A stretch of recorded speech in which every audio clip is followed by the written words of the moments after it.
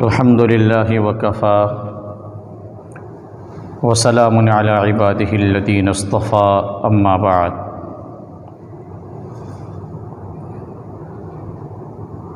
ہمارا یہ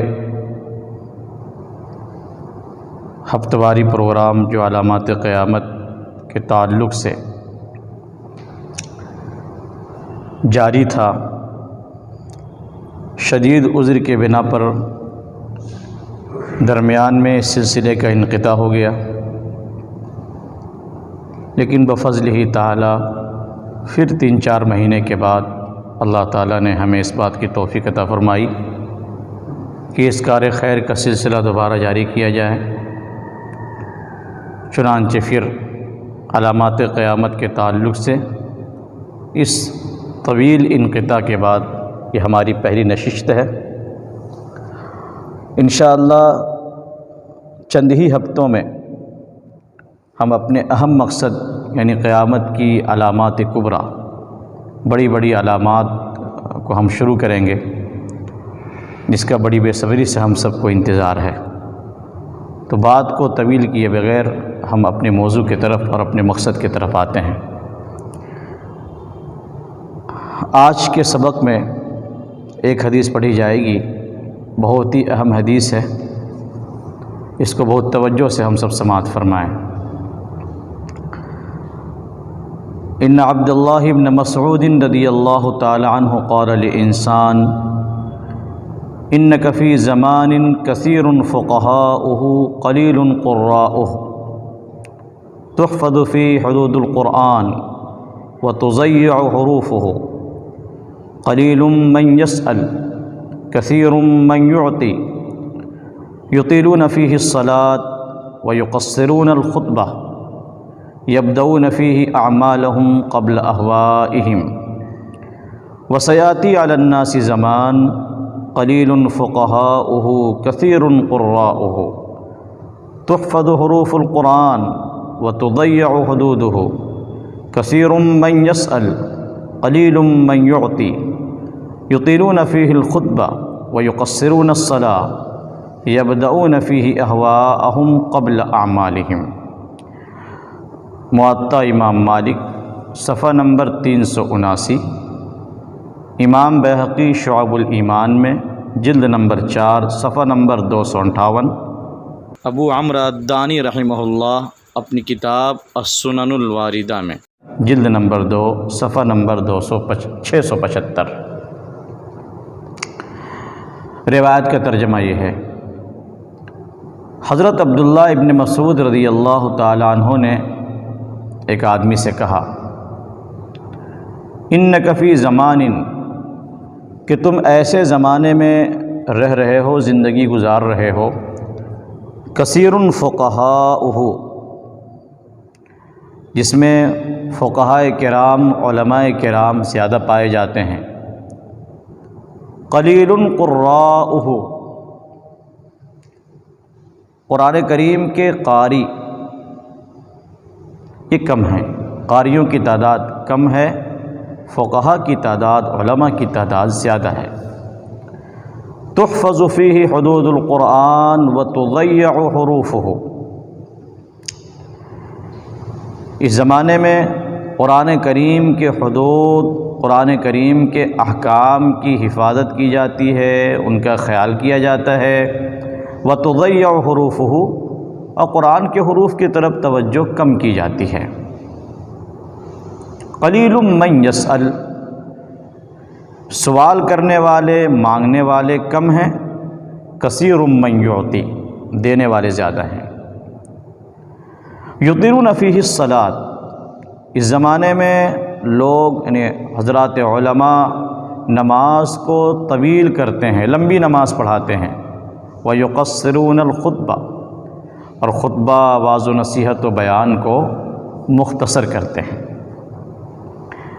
یبدؤون فیہ اعمالہم قبل اہوائہم، اس زمانے میں لوگ اپنی خواہشات پر اعمال کو مقدم کرتے ہیں، نیک اعمال کو پہلے کرتے ہیں، خواہشات بعد میں۔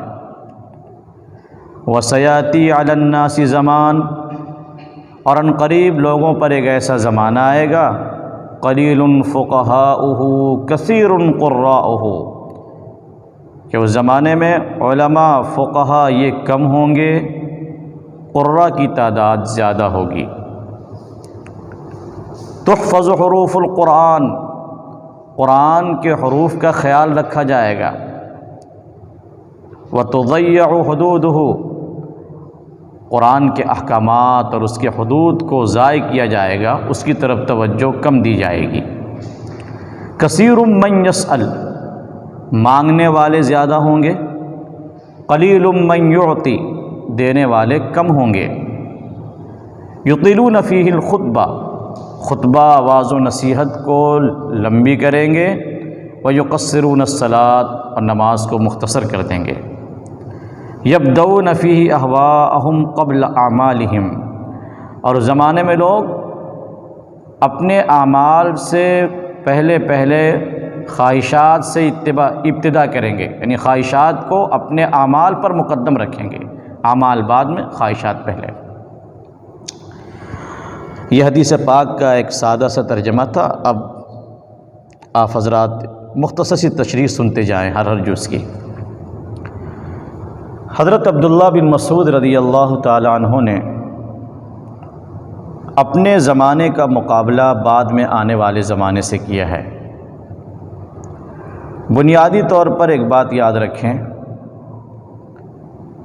کہ زمانہ جوں آپ صلی اللہ علیہ وسلم کے زمانے سے دور ہوتا جائے گا، خرابیاں زیادہ پیدا ہوتی جائیں گی۔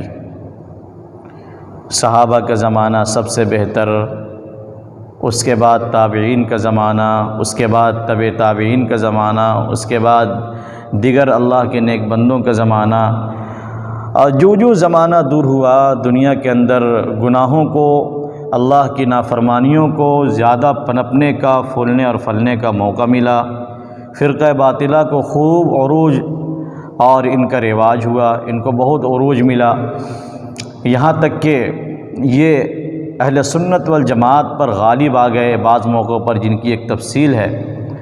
تو حضرت ابن مسعود رضی اللہ تعالیٰ عنہ نے جب ان دونوں زمانوں کا تقابل کیا، جو زمانہ ان کا تھا اور جو زمانہ بعد میں آنے والا تھا، تو انہوں نے چند باتیں کہی ہیں۔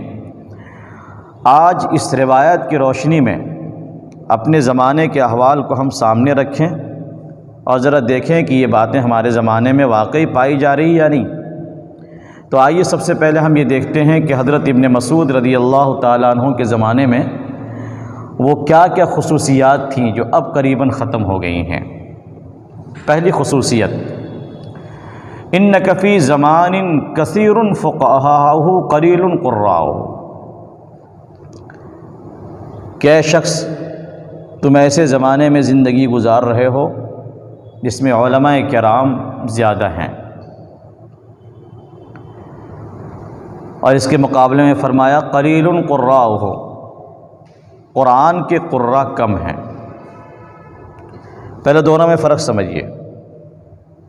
عالم کسے کہا جاتا ہے؟ جو دین کی سمجھ رکھتا ہو، قرآن و حدیث کو جانتا ہو۔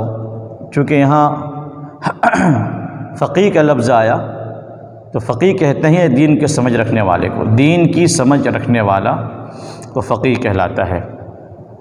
اور دین کی سمجھ یہ اتنی آسان نہیں جو لوگوں نے سمجھ رکھا ہے کہ اگر ہم نے کہیں سے کچھ ترجمہ وغیرہ دیکھ لیا قرآن و حدیث کا تو ہم بھی ماشاءاللہ دین کے بڑے سمجھدار بن گئے۔